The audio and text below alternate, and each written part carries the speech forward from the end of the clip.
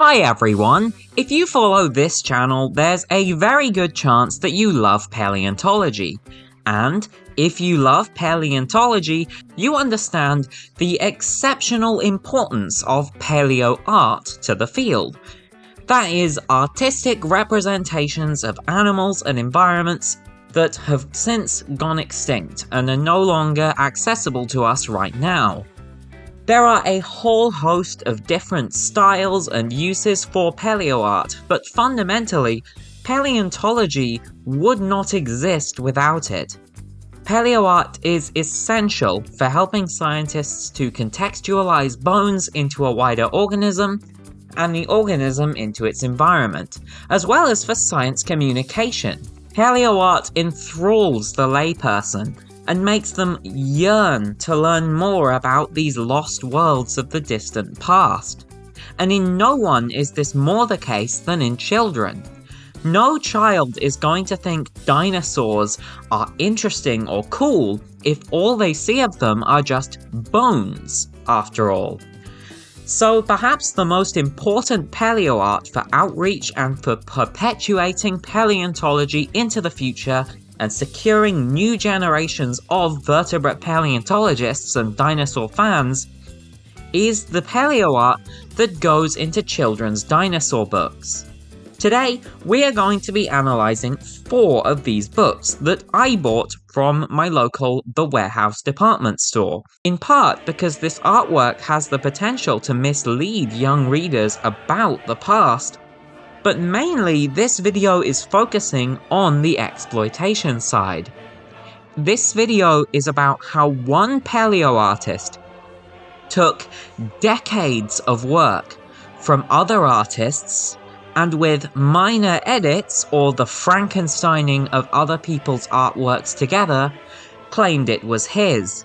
Sometimes this man simply took credit for other artists' work wholesale without even editing it. The books in question are all written by Paul Mason and illustrated, in quotations, by Andre Leonard, and were published by Hungry Tomato in most countries, though here in Aotearoa, New Zealand, they're published by Young Angel. And I know from how quickly these books fly off the shelves at my local The Warehouse that these books are popular, because it took me a really long time for me to get all 4, because every time I'd go there, some of them would be there and others wouldn't. The first of these books that I found at my local The Warehouse was this one, Dinosaur Hunters in the Forest, and when I first saw it, I was incredibly impressed by the artworks in it. And I took some pictures of the artwork to share to Twitter, to see if anyone knew if Andre Leonard was on social media, since his Ajdarkid reconstructions were some of the best I'd ever seen in a children's book, and I wanted to see what other paleoart he'd done. But when I did so, I received a barrage of responses pointing out that these pterosaurs were both stolen. The one on the right was outright traced from this piece of promo art from the Walking with Dinosaurs movie, and the one on the left was drawn heavily referencing this artwork by James Cuther.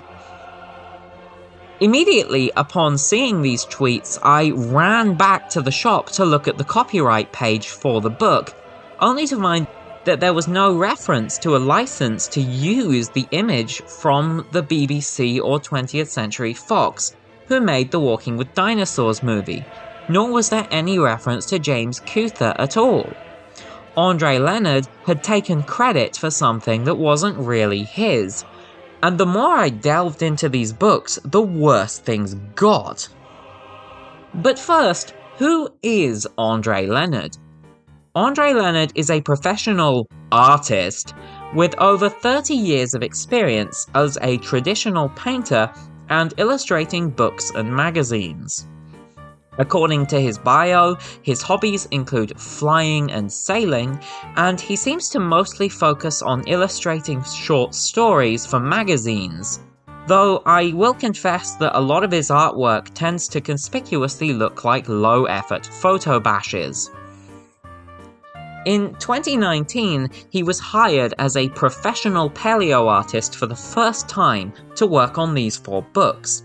As far as I can tell, he has no background in paleoart before that, though I may be wrong. So, rather than taking the time to actively learn about dinosaur anatomy, or passing the gig on to an experienced and knowledgeable paleoartist, he thought, wow, all of these other people's work exists. I'll just take the good stuff and say it's mine. And in the 5 years since these books were published, somehow no one noticed. So I decided to catalogue every single piece of plagiarism that I could find in these books. And I opened this up to Twitter, and a lot of other people found even more plagiarism. Why am I doing this? Because I am a paleoartist. I know how much research a lot of these artists put into a lot of their drawings. I know how long it takes to hone this craft, and I'm not particularly impressive as an artist myself. The amount of work that these people who were stolen from put in to make it to the skill levels they were is mind-boggling to me, and the thought of all of these people putting hours to days to weeks to possibly months of their lives into some of these artworks, only to have that art get featured in a series of popular books sold in a major department store, and then make no money out of it at all because some other guy took all of the credit for their work and took their money from them, sickens and enrages me on a personal level.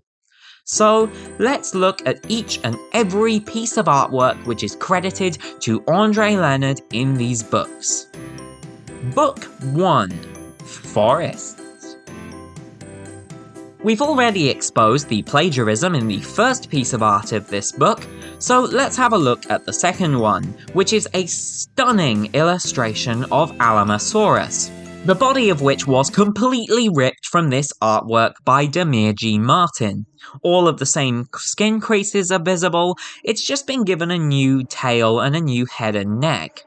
It appears that this artwork and many of the others have had a number of filters put over them to slightly cartoonify them and make them look more like illustrations. There are a number of tutorials on how to do this on YouTube. Just because something looks like it's been drawn over doesn't necessarily mean that's been the case. Now, next we have this Sinornithosaurus, which is literally just a screenshot from prehistoric planet that has had its brightness turned up, its hands redrawn to be less accurate, and had a new face slapped onto it that's probably stolen from someone else's artwork. Andre didn't even change the color scheme for the feathers. This same artwork also features a stunning illustration of the primitive bird Sulcavis, the head from which has been completely traced from this artwork by S. Abramovic. On the next page, we have this artwork of the Ankylosaur Saichania, which has a head which is conspicuously identical in shape and proportions to the Jurassic Park and world design for Ankylosaurus. Editing note, the body was also stolen from this artwork by Jacob Bards. Almost like it was traced from a screenshot from one of the spin-off games. Not that I can prove that. What I can prove, however, is what was done in the next artwork. You see, the next artwork is allegedly a Tarbosaurus. But I'm pretty sure about half the people watching will recognize this artwork, because it's a very, very well-known piece of promo art of the Gorgosaurus from the Walking with Dinosaurs movie. But Andre Leonard made some changes. First, he rotated the head down a bit, closed its mouth a teeny bit, rounded off the horn, and then, for some inexplicable reason, decided that he would add an extra finger to its hand. Even though Tarbosaurus only had 2 fingers per hand, much like Gorgosaurus. He literally went out of his way to make this artwork less accurate. And if that plagiarism was so blatant that it was shocking to you, the next artwork will electrocute you. Now this artwork makes no sense whatsoever. In it, we see a Herasaurus and an Eoraptor, both from Triassic South America and living at about the same time. But inexplicably, the Eoraptor is eating a Psittacosaurus, which lived over 100 million years later in Asia, long after these animals went extinct. That's why I said that this artwork could mislead young readers. You see, any child who sees this who has other dinosaur books will probably recognize this as a Psittacosaurus because it was a very distinctive and unique looking animal. So they might read this book and now think that this dinosaur lived 100 million years earlier than it actually did. This art is lying to its readers. And to make matters worse, the Psittacosaurus wasn't even drawn by Andre Leonard. It's a direct photo edit of this Natural History Museum model. But oh no, Andre Leonard didn't just steal the Psittacosaurus. You see that Herasaurus there?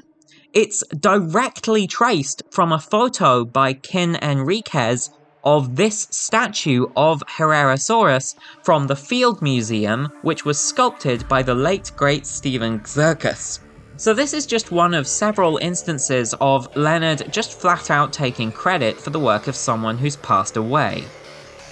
I also haven't been able to find a source for this Eoraptor, although it's clearly a photo bash of both a physical prop and some 2D artwork. The first Eoraptor from that diorama earlier looks like it might have been drawn with reference to this artwork by David Bonadonna, but if that is the case, the proportions don't add up, which would mean it wasn't traced, which is nice to see and strange for this book. Now on to the book's Afrovenator, and oh no. This is just this artwork by Russell Goodey, but with some filters put over it to make it look drawn, its head tilted downwards, and its tail vertically flipped. He's not even being subtle here. This time he didn't even adjust the colours. You can see all of Russell Goodey's colours on this artwork. The next dinosaur that Andre Leonard drew was Spinostrotheus. And by drew, what I mean is that he copy-pasted this artwork by Nobu Tamura, warped the tail a bit, and flipped its head around. The final section of this first book features this very realistic artwork of the giant extinct rhinoceros relative, Paraceratherium. And by very realistic artwork, what I mean is that he horizontally flipped and then played around with lighting effects, probably just using soft art brushes, on this photo of the Kawa Dinosaurs animatronic Paraceratherium from the Kawa Dinosaurs website. Is that what it means to be an illustrator? Taking someone else's hard work on this animatronic and then just drawing some new lighting on top of it? To make matters worse, this lighting, once again, makes the sculpture less accurate, since it puts ribs in its neck. Why does it now have ribs in its neck? It's just insultingly wrong to your intelligence. So now that's book 1 of 4. And we can confidently say that all but one of the illustrations in it was at least partially, if not entirely, plagiarized, with another being so heavily referenced that it may as well have been. Now on to book 2, Predators on the Plain, and first up, let's look at the cover. Do you see it? Now, I don't know where this Velociraptor's body comes from, and maybe Andre drew it himself, but he didn't draw that head. Do you know how I know that? Because I've seen Jurassic Park 3 so many times, and that is clearly a screenshot from Jurassic Park 3. And if we look at the copyright page, there is of course no reference to a license from Universal or Amblin to use the Jurassic Park dinosaurs. Wow! I can't believe we didn't even get past the title page without finding plagiarism this time. Wild! The first piece of artwork featured in this book is that of what the book calls Iguana colossus, but this is in fact the model of the iguanodon from the Walking with Dinosaurs book to accompany the series, which he drew over and then slapped the head of a different iguanodon on top of. Interestingly, he didn't draw over the entire iguanodon model. You can still see completely unedited parts of the Walking with Dinosaurs screenshot here. What's that other iguanodon, I hear you ask? Well, that's come from a screenshot of the iguanodon from the 2001 TV adaptation of Arthur Conan Doyle's The Lost World. Hey look guys, I can take screenshots of dinosaur movies and TV shows. I guess that makes me a professional illustrator now. Hooray! New career opportunity just dropped! In the background, we have a herd of Iguana colossus, which features the Iguanodon herd from Walking with Dinosaurs, this artwork by Julian Johnson Mortimer, which he has vertically stretched a bit, this artwork by John Hughes, and this artwork, which I haven't been able to find the artist behind. Hey look guys, I can vertically stretch someone else's artwork. That makes it mine, right? Stretching an image is just as much effort as drawing one, right? That's how that works. Hey look, it's the Mona Lisa. Look, I've stretched it. It's mine now. That's how taking credit for art works, isn't it? I'm learning so much from Andre Leonard about what it takes to be a professional illustrator. The next artwork is an absolutely fabulous diorama featuring two Allosaurus attacking a Brontosaurus, which is apparently part of a herd, since another Brontosaurus is visible in the background. The Allosaurus on the neck appears to be drawn referencing this statue of Allosaurus attacking an Apatosaurus by Sideshow Collectibles, but it definitely wasn't actually traced from the official photos of this figure, since the proportions just don't line up.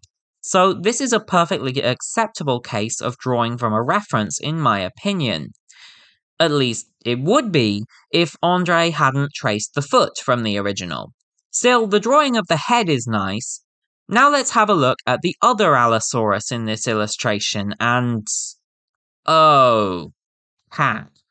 So the head and neck are directly copy-pasted from the Sideshow Collectibles figure, even having the same scar over the lip. And the body... yeah, the body is just a screenshot from the Ballad of Big Owl, but with some filters over it to make it look illustrated. Then we go to the sauropod in the background, and oh my gosh, it's yet another official photo of a Sideshow Collectibles figure. But this time, he didn't even bother putting a filter over it. He just copy-pasted it and said it was his. No edits at all. Hey look, I can copy-paste some artwork. I guess this is mine now. I guess I drew this now. That's how that works, right? Right? Now we can see his illustration of the Brontosaurus that's being attacked a bit more clearly in one of the subsequent pages, and the torso, back legs, and tail were all clearly edits of this Jurassic World Apatosaurus concept art. I haven't been able to find a source for the head, neck, and front legs, so if you recognise them, please let me know in the comments. Now on to this next epic diorama in the book, which shows three velociraptors attacking Protoceratops. Now, neither I nor anyone on Twitter was able to find the source for the bodies of two of these raptors, but I did very easily find the sources of these velociraptor heads. One was traced from this Prime 1 Studio statue of this iconic velociraptor from Jurassic Park 3. You know, the one that Paleo Twitter likes to call Quilliam. And the other is from a screenshot from the Lost World Jurassic Park. And did you think that the Protoceratops was an original? Really? By now? No! It's concept art for the video game The Isle that he's coloured over. And guess what? The colour scheme isn't even original. He copied it off this model. And do you know what's even worse? this velociraptor in the front is literally traced from Jurassic Park fan art by LEONARD. Now on to the next diorama. With the exception of the Walking with Dinosaurs and Lost World Iguanodons in the Iguana Colossus on the far left that we've already talked about, I haven't been able to find a source for most of this image. That said, the raptor in the back has a head that was directly traced from this artwork by Galileo Hernandez, whilst the raptor in front is traced from this statue by Oxmox Studios, which has some sparse feathering sketched over the top. The next diorama features a Ceratosaurus attacking an edited piece of Walking with Dinosaurs Stegosaurus promo art, whilst an Allosaurus, which is made up of Big Owl and this face, and has this face on top of it. This face, by the way, is from a picture of a statue. I don't know where the statue comes from, I just know that the picture is by a chap named Derek Neal, sandwiched on top of it. And, did you think that the Ceratosaurus in here was original either? No. You see, the Ceratosaurus's head is edited from this 3D model by Ana Santos, with the horns shrunk down a bit and the mouth closed a bit, and the body is just flat up taken from this sculpture of Gorgosaurus by the DeviantArt user only known as Gorgosaurus. In fact, you can clearly see this is from a Tyrannosaur because it has completely the wrong hands to be from a Ceratosaurus. That's right, everyone, we're now halfway through the episode, which means it's time for our weekly game of Rockman. Wait, this isn't Rockman. This is Mothman. Rockman is the sentient weapon which I shall use to take over the world. These letters are a geological phrase which represent the summoning spell which shall bring life to Rockman. Can you guess the geological phrase before me? Suggest letters in the comments below, and the most upvoted letter will, if you are correct, go on the board, or if you are incorrect, result in another rock going on Rockman. The most upvoted letter in the last video was T, with an incredible 19 upvotes. Is T on the board? Or is a rock going on Rockman? Let's find out. No! T is not going on the board. A new rock is indeed going on Rockman. I am closer to my planned world domination. Do you have what it takes to stop Rockman? Put your guess for the next letter in the comments below, and the most upvoted letter will either go on the board or will result in another rock on Rockman. Here are the letters that are on the board now. Will you guess correctly, or will you guess incorrectly? Bear in mind that guessing incorrectly too many times will indeed result in you becoming my minions. And now back to the rest of the video. The next artwork in this book is of some Deinonychus attacking a Tenontosaurus. And not only does this artwork completely reuse the Iguana Colossus herd from earlier in the book, but now apparently it's a Tenontosaurus herd. The illustration also shows some very obvious edit lines, with this head having a completely different lighting regime, colour palette and level of detail to the rest of the body, and having been sort of Frankensteined onto it. Now, whilst I haven't been able to find the source for the head, the body is lifted flat out from this artwork by Peter Minister.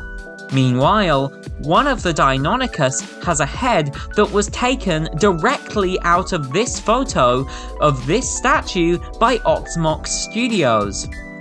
The next artwork is of a T-Rex chasing a herd of bulls in this page about what if dinosaurs were alive today. And this one is even worse, because Rather than collaging or sampling, this one is flat up directly lifted from the cover of the book If Dinosaurs Were Alive Today by Dougal Dixon. Since this is just outright taking an artwork without adding any filters over it or anything, I thought I would check, and I asked Twitter if anyone had a copy of the copyright page of the book If Dinosaurs Were Alive to see if Andre Leonard was credited as the cover artist. Now, 6 illustrators were credited as having worked on this book, and Andre Leonard is not one of these 6 illustrators. So Andre Leonard did not draw this. This is once again another case of, I copy-pasted your art, therefore this is my art now, actually. Now on to Book 3, Slayers by the Shore. This cover art is... oh my gosh, this is embarrassing. The body is a screenshot from the planet dinosaur Spinosaurus, with this photo of the Jurassic Park 3 Spinosaurus animatronic photoshopped on top of it, and the end of the nose recolored blue using a hue layer on Photoshop, probably. To see how easy it is to recreate this image, I had a go myself at creating my own Andre Leonard cover art, just to see how long it took. The answer is, not very long at all. Okay, it actually took over half an hour, but that's just because my laptop kept freezing. If my laptop hadn't kept freezing, I reckon this would have taken less than 10 minutes.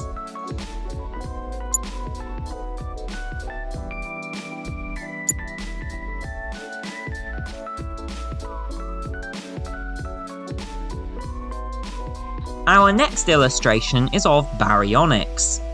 Well, I say illustration, the head is directly lifted off of this photo by Martin Garrett of the paint job he applied to his personal Suchomimus figure by CM Studios. And no, the body wasn't drawn by Andre Leonard either. It was traced from this artwork by Manuel Bejarano. What I find completely absurd about this particular baryonyx model is that, as far as I can tell, this photograph of Martin Garrett's paint job to his CM Studios Suchomimus was only ever uploaded to this page on the Love in the Time of Chasmosaurs blog. So, Andre Leonard was researching some super obscure stuff to steal from. I genuinely can't imagine painting my own dinosaur toy, something I do all the time, putting it on a fairly obscure paleontology website, and then 5 years later opening up a kid's book to find that someone else has taken credit for my painting of my Suchomimus toy. It's just wild to me. And you know what? Andre Leonard didn't just trace the baryonyx in this artwork. At least one of the 2 sturgeons is a highly edited version of this photograph by Alexander Raths. Now, the next page features some iguanodons I haven't found a source for, but one of them has a horrific broken neck. That one was stolen by this artwork from Gorgosaurus, and the baby iguanodon was taken from this toy by Recur Toys. Onwards to the Spinosaurus illustration, and this time he just straight up recolored Nanny Fontana's photograph of the Spinosaurus statue at the Museu Blau Barcelona. On the next page we have Spinosaurus's contemporary, Carcharodontosaurus. And how surprised would you be if I told you that this artwork was also plagiarized, since the head is a direct copy-paste of this photo by the blogger known only as Unknown. What is that? It's the Unknown! From the In Front of the SLR blog. The head, by the way, is a sculpture at the Osaka Museum. But lest you think that only the head is plagiarized, the body is also just this artwork by Manuel Gil that's been slightly recolored and had some filters put over it to obscure the detail. On the next page we see the mighty Majungasaurus, the head of which was traced from this artwork by Brownlow, and the body was traced from this artwork by David Bonadonna. But hey, on the next page, we have a Mashikasaurus, which is just this model by the late great Dino Raoul, as posed here by Linda Kyler. So he just took credit for a deceased artist's work again. The fish it's trying to grab is also partially plagiarized, with its head being directly copy-pasted from the artwork of the Jurassic fish Caturus by Nobu Tamura. Why did he plagiarize some artwork of a Jurassic fish to draw with a dinosaur from the end of the Cretaceous period? Why would you even plagiarize a fish, especially when you're drawing it this simply? Like, I am gobsmacked here at the apparent complete lack of any ability to draw whatsoever from Andre Leonard, because drawing a fish at low detail is not hard. The next page features a Nigersaurus being grabbed by a Sarcosuchus. The Sarcosuchus is edited from a screenshot from Planet Dinosaur, but weirdly he tried to adjust the perspective, and as a result it looks strange and has two of its eyes moved close together. Oh, and he steals Tyler Kaler's Nigersaurus head for this artwork. Unless we think that Andre Leonard would actually draw something as simple as a sauropod torso and legs, this one is copy-pasted straight from this artwork by Warpaint Cobra. But what about the other Nigersaurus in the back? They don't look like they'd be too hard to draw, especially given that they're partially obscured and in the distance, right? There's no way that these are plagiarized too, right? No! Two of these are once again artworks by the late great Dino Raoul that he has wholesale taken credit for, and the other one is an official photo of this Safari Limited toy. The next two-page spread is just frankly outright disgusting. The ancient seabird Hesperornis here is entirely stolen from this artwork by Jaime Chirinos, which Andre Leonard just flat up takes credit for. Whilst the plesiosaur Albertonectes is a weird, hilariously derpy edit of this art that apparently comes from a Dorling Kindersley book, but I haven't yet been able to find the artist behind it, sadly. Speaking of Andre Leonard flat up taking credit for other artists' work, here he takes credit for the late great Dino Raoul's Spinosaurus model. I really hate that children might be exposed to some of Raoul Lunia's iconic work for the first time, and then potentially for the rest of their lives believe that these fantastic models were made by Andre Leonard. Screw you, Andre Leonard. Now on to the final book. The last one! Finally! This one can't possibly be the worst and most blatantly plagiarized in terms of its material out of all of the books, can it? Well, you will be shocked by how unimaginably blatant the Paleoart theft in this final book is. First up, the T-Rex on the cover has a head that comes straight off of this Jurassic World promo art and has just been slapped onto this body, which is the Albertosaurus promo art from Primeval New World, but with some mystery new arms attached. And if you open the title page, you're immediately greeted to this supposed Gorgosaurus, the head of which is outright stolen from an official photo for the Walking with Dinosaurs Arena Spectacular. And lest we think that Andre Leonard only stole the head, no, the body is traced off of this artwork by Vlad Konstantinov, and on the next page, we get this T-Rex, which is just a photo bash of the T-Rex animatronic from Jurassic Park's head onto this Jurassic Park T-Rex statue's body. Literally no part of this was made by Andre Leonard, and it's still in the blatantly obvious style of the Jurassic Park T-Rex.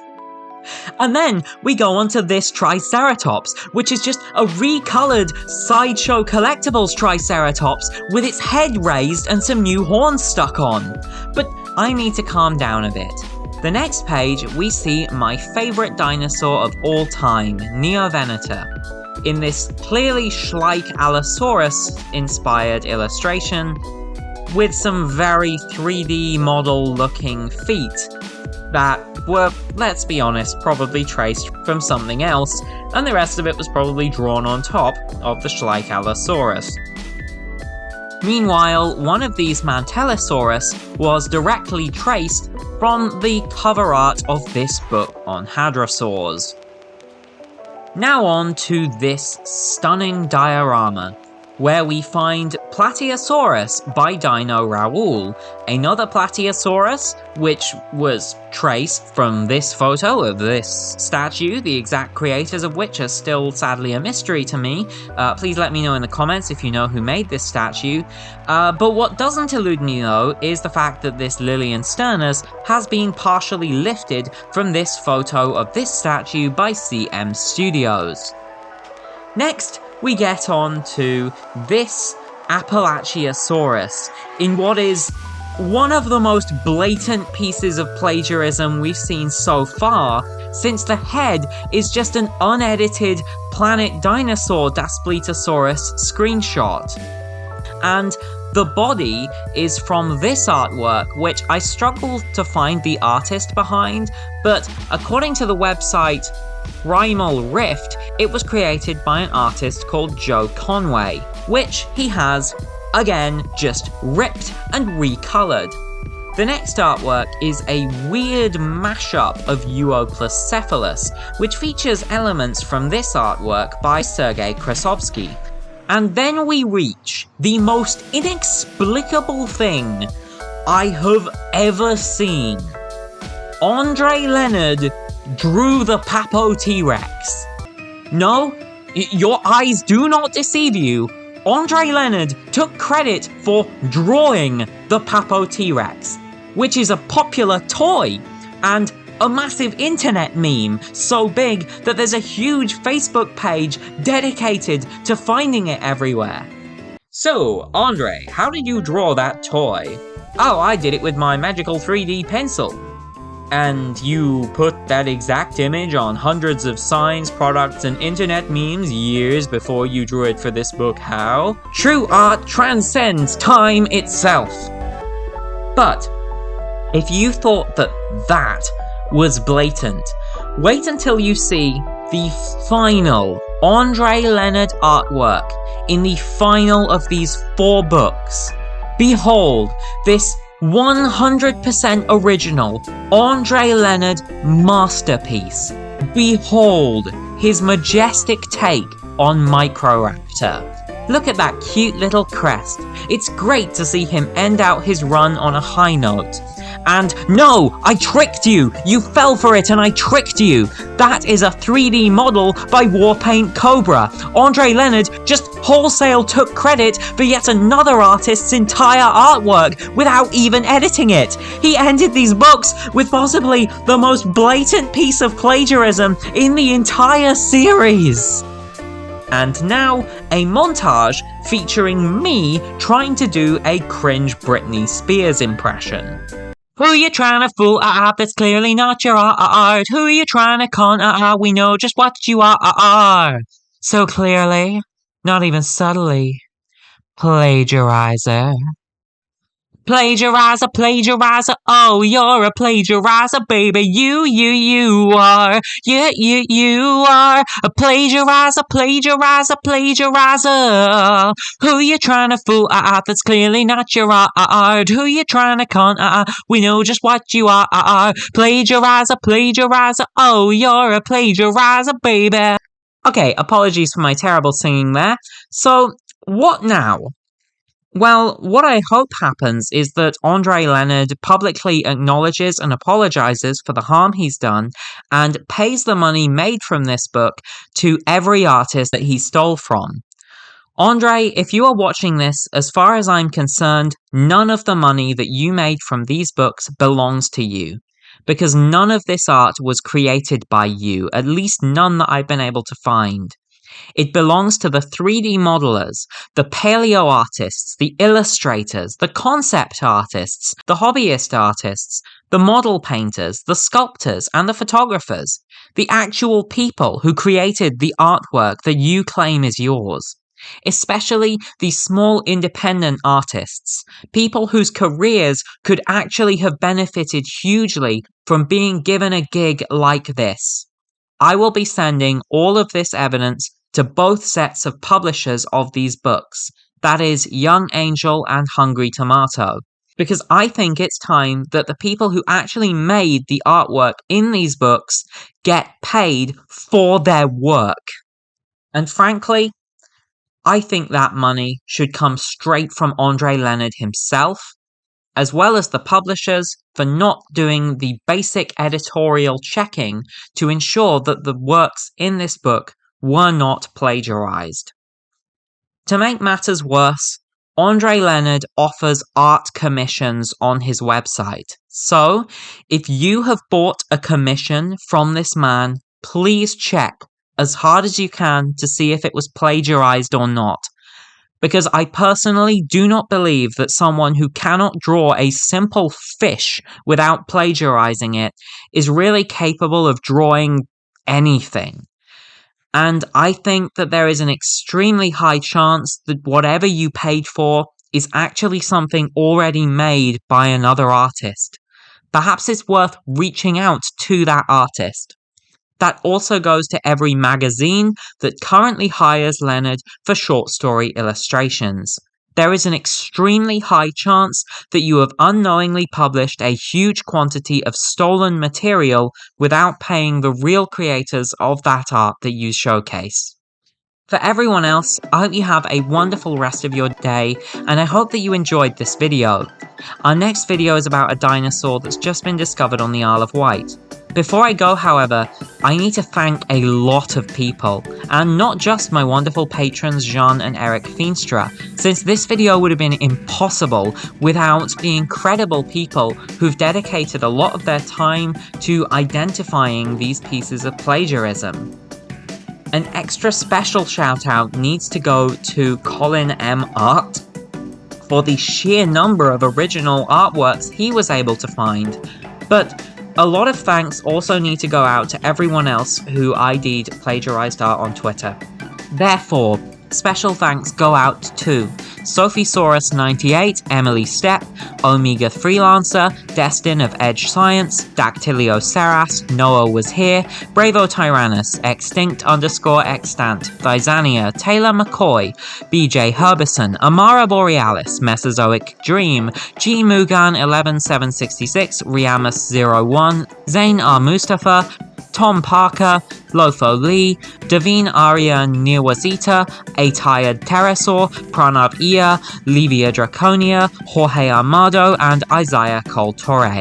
You are amazing people, and I appreciate this immensely.